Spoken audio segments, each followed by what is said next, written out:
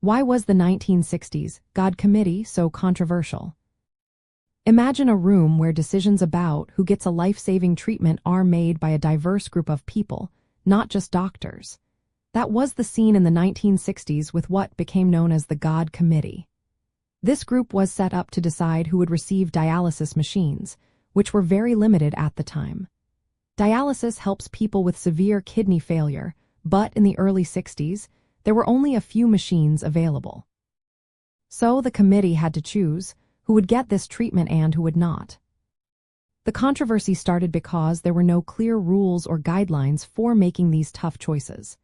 The committee included a lawyer, a minister, a banker, a housewife, a state official, a labor leader, and a surgeon. They had to decide based on vague ideas like age and social worth, which raised questions about fairness. They often excluded children and people over 45 from treatment, which many saw as unfair and biased. People also called it the God Committee because they believed it was making decisions that only a higher power should decide. This idea made many uncomfortable because it seemed like humans were playing God by choosing who would live or die. The public and media got involved, especially after a magazine article in the year 1962. This sparked debates about whether it was right to ration life-saving care and how to create fair rules for such decisions. From a medical ethics point of view, the controversy touches on the principle of justice. Justice means fair distribution of healthcare resources. The committee's process lacked transparency, which made people worry that some groups might be unfairly favored or discriminated against. It also raised questions about respecting patients' rights and their ability to be involved in decisions about their own care.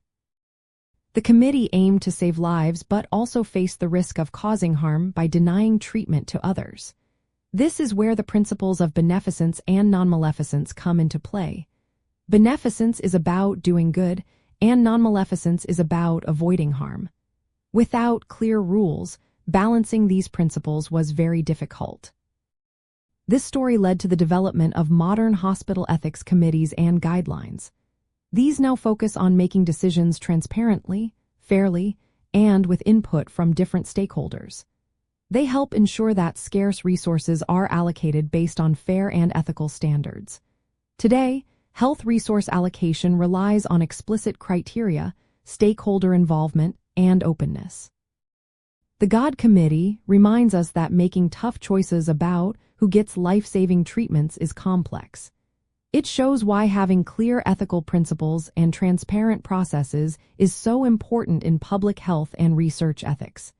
It's a lesson that helps shape fairer, more just healthcare systems today.